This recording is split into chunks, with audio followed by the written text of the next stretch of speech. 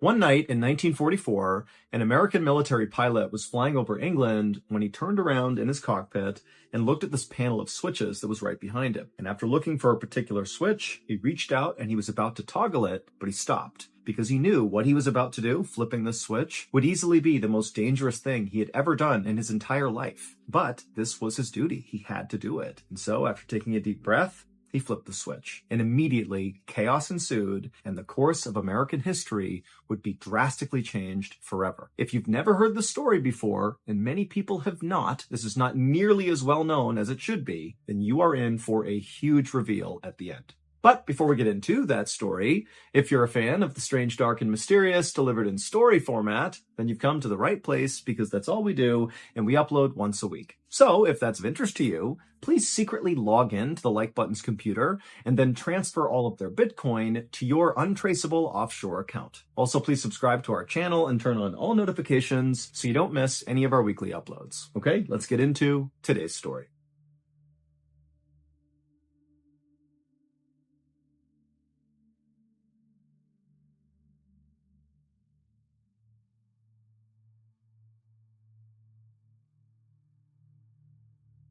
At around 5:30 p.m. on the evening of August 12, 1944, a young American military pilot named Joe walked out of his quarters on his base in England where he was stationed. And as soon as he was outside, he lit a cigarette to calm his nerves, and as he smoked the cigarette, he began walking towards the huge hangar on the other side of the base where his plane was waiting for him. Joe had been preparing for this night for weeks. He and his co-pilot, a 35-year-old lieutenant who was nicknamed Bud, were about to step off on a top-secret military mission called Operation Aphrodite. And this mission was not only top secret, but it was so unbelievably dangerous that basically anybody who knew about it considered it a suicide mission. But Joe tried not to think about that as he walked towards the hangar.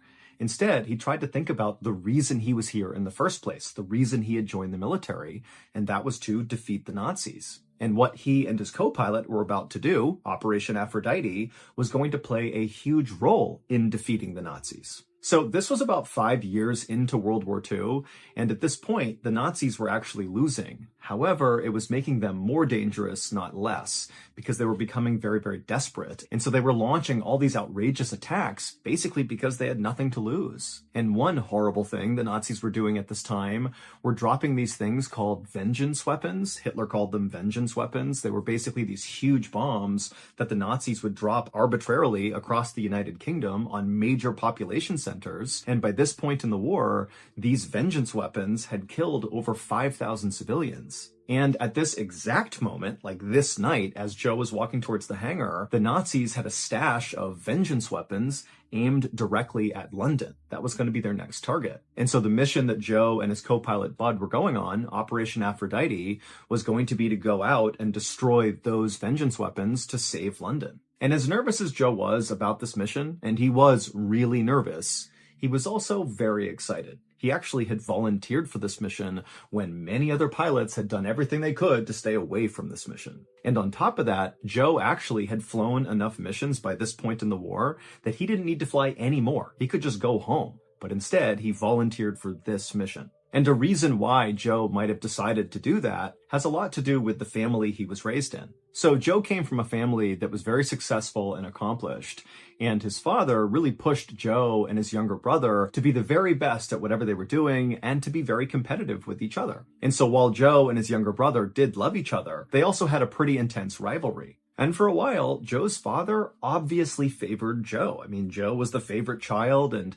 his father would always say, Joe's going to be the president someday. He's so talented. But after the attack on Pearl Harbor that brought the United States into World War II, both Joe and his younger brother joined the military, and pretty early on in the war, Joe's younger brother got an award for heroism. He had basically saved his platoon of men, and he won all these awards, and he was all over the news. And pretty quickly after that, Joe felt like he fell out of favor with his dad, that his dad kind of looked at the younger brother as being the favorite child now. And so Joe really started to feel insecure and wanted to prove himself really to his dad. And so when Operation Aphrodite came up, Joe volunteered for it really because he wanted to be a hero. He wanted to show his dad that he too could do something huge and change the course of history.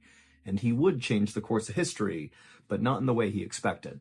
And so Joe continued to smoke a cigarette and hustled across the base towards the hangar. And as he did, he found himself kind of speeding up, like he just wanted to get over there and get started. Joe's commanders had given him a special code he would call out over the radio if this mission was successful. It was spade flush. That's what he'd say over the radio. And so as Joe hustled towards the hangar, he imagined how incredible it was going to be to yell out spade flush over the radio. I mean, it was only like 30 minutes away from that moment. This was a short mission. And so finally, Joe reached the hangar and he looked up to the sky one more time to make sure the weather looked solid, because actually they had tried to launch Operation Aphrodite a couple of days earlier, but it had been canceled because of fog. But Joe looked around and the weather looked good, and so he knew it was going to be a go. So he flipped his cigarette butt and stepped into the hangar. Inside this hangar was this massive, big open space. And in the center of the hangar on the floor was this huge plane called a B-24 Liberator. This was, of course, Joe's plane for the night. And so Joe immediately began walking towards the plane to check it out. Now, this particular type of plane was the type of plane Joe had been flying for the past 3 years. I mean, he'd flown many combat missions in this type of aircraft, so he was very familiar with it. But this particular B-24 was unlike any of the other B-24s Joe had ever flown. In fact, this aircraft was so unique, it was unlike any aircraft that any pilot in the American military had ever flown. I mean, this was really a one of one. And so as Joe walked around the outside of this plane, he began to notice some of these unique modifications that the mechanics had made to this aircraft. The most noticeable modification was actually the cockpit. Now, normally the cockpit had all these windows basically all around it, so the pilot could look in any direction and see what was going on, but obviously they needed to be protected from the elements. But this B-24 had all the glass removed except for one pane of glass, basically right in front of where Joe would be staring, just like a single windshield. And so it's almost like it was a convertible aircraft where it was all open air in the cockpit. And the reason for this change is because Joe and his co-pilot, during the course of this top secret mission, Operation Aphrodite, they would have to jump out and parachute to the ground. And so by having this all open, it would allow them to do that much easier. And then another big modification to the B-24 is the guns that were normally located on the outside of the aircraft were gone, and they were replaced by broomsticks painted black to look like guns at a distance. But the visible changes to this particular B-24 were nothing compared to the massive changes that were hidden inside this aircraft. Because the top secret part of Operation Aphrodite was really this particular plane.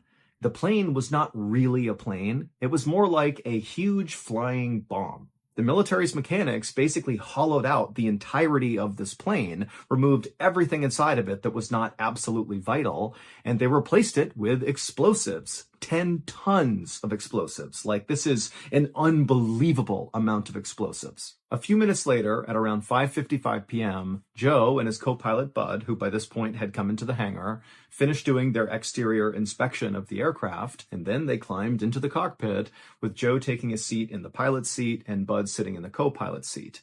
And even though the evening was cool, both men were visibly sweating. Once the pilots got the go-ahead to begin the mission, Joe fired the first engine and then turned to look at the ground crew all around them, and he noticed all of them looked really, really serious. I mean, they obviously knew how intensely dangerous this mission really was, and the fact was, the pilots might not make it home, and so they're looking up at these guys like, I'm sorry you have to do this. But Joe, he looked out at these people and he sensed that was going on, and so he made a big show to wave and smile at them, to show confidence, like he knew what he was going to do. He's going to be fine. But in reality, Joe really was terrified.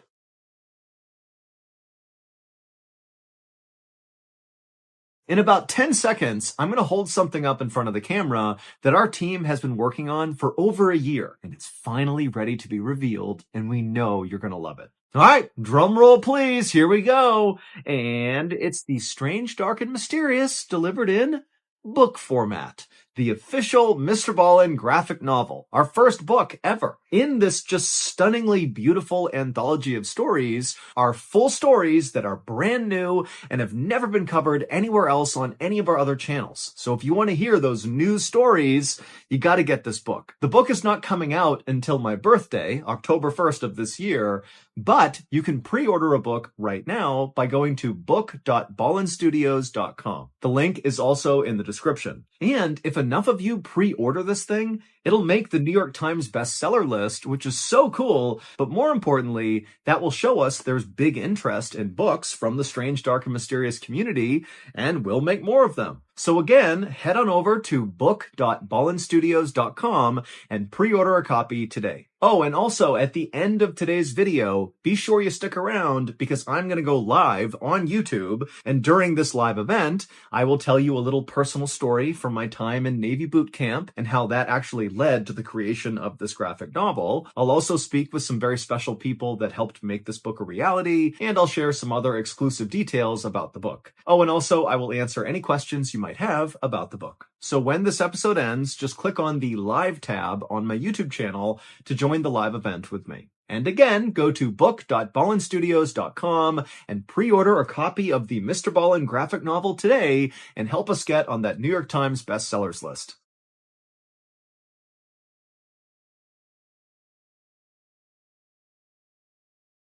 By 5:59 p.m., Joe had all 4 propellers spinning on the aircraft, and so he released the brake and began taxiing out to the runway. And as they bumped along, Joe and Bud became really aware of just how heavy this aircraft was from all the explosives. I mean, every bump, this plane is lurching up and down and really creaking and making lots of noises. I mean, this was sketchy. Finally, Joe went full speed ahead, and he and Joe went tearing down the runway, and at some point, the plane did get lift, and it took off into the air. And then just up ahead of him were 6 other planes that had just taken off moments before who were going to escort Joe and Bud to their target area.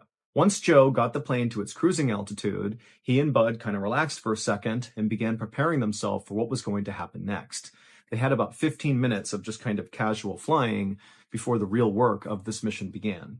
The vengeance weapons that Joe and Bud were going out to destroy as part of Operation Aphrodite were located about 120 miles south, just outside of this little town in the very northern tip of France. But destroying these weapons would not be as simple as just Joe and Bud flying over top and releasing all their explosives and flying back home, because the Nazis had buried these vengeance weapons deep inside the hills in this town in northern France. And so regular bombs wouldn't touch these vengeance weapons. They had to do it a different way. And the way they were going to do it was Joe and Bud were going to fly their plane directly into the hills. And the way they would do this is they would fly their plane as close to the target area as possible, at which point one of the other pilots that were in the escort planes would take remote control of the B-24 flying bomb. And then once they had remote control, Joe and Bud, who no longer needed to do anything, they would jump out and parachute to the ground. And then the pilot who was remotely flying this now vacant B-24 flying bomb, they would just set it on autopilot to crash into the hills. At around 6:15 p.m., just as the English Channel came into view, Joe toggled a switch on his control panel, and then after he did, he and Bud kind of held their breath for a second to see what would happen. And then a couple of seconds later, the plane kind of shuddered for a second and then leveled out. And then a call came over the radio from one of the pilots who were in the escort planes telling Joe and Bud that they had just successfully taken remote control of the B-24. So at this point, Joe and Bud are no longer flying the aircraft. They're just sitting inside of this flying bomb. Now, there were only 2 things left for Joe and Bud to do before they could bail out to safety. They would need to arm the plane, so basically arm the explosives and make them ready to detonate. And then after that was done, they would need to call out over the radio, spade flush, the code Joe was given, which would signal to everybody else that the plane was ready and Joe and Bud were jumping out. And so once Joe and Bud nodded to each other and kind of acknowledged that, okay, we're going to do the last bit of this mission, Joe turned around in his seat and he looked at this control panel that was right behind him. And on this panel was the arming switch. And so once Joe flipped this, he and Bud would have a very short window of time to safely escape the aircraft. And so it was kind of like, flip it, make the radio call, and get the heck out of there. But Joe and Bud had trained for this moment over and over and over again, so they were ready. And so eventually, Joe flipped the switch, grabbed his radio, and called out, spade flush. What Joe and Bud could not have known when the mechanics were making all these modifications to this B-24 was that one of the mechanics accidentally crossed some wires in putting in all these explosives. And so just seconds after Joe had armed the explosives, they detonated. They were not supposed to, but they did. And so Joe and Bud were killed basically a fraction of a second after calling out spade flush. But it would turn out the catastrophic failure of Operation Aphrodite had no impact on World War II. In fact, Operation Aphrodite should never have happened in the first place. It was totally unnecessary. What Joe and Bud and the rest of the American military didn't know at the time was 5 weeks earlier, the British Royal Air Force dropped a whole bunch of ground-penetrating bombs all across those hills in northern France, and they destroyed all of the vengeance weapons. So when Joe and Bud took off on this doomed mission, there was no threat to London. None. But that is not the big reveal in this story, because Operation Aphrodite changed the course of American history in a really specific and really enormous way. Because Joe, whose full name was Joseph P. Kennedy Jr., was a member of the very famous Kennedy family, a big-time political family in America. And at the time, the Kennedys were all saying Joseph is going to be the next president of the United States. And everybody believed it. He was going to be the guy. But then, of course, Operation Aphrodite changed all of that because Joseph was killed. And so the war would end about a year later, and when it did, Joseph's younger brother, John F. Kennedy, who won that award for heroism and got a Purple Heart early on in the war, and he kind of became a war hero, which prompted Joe to volunteer for Operation Aphrodite. Yeah, John would begin his unbelievable political rise. And by 1960, John F. Kennedy, JFK, would become the 35th president of the United States, even though he wasn't supposed to. He was the second choice. It should have been Joe. As I mentioned earlier,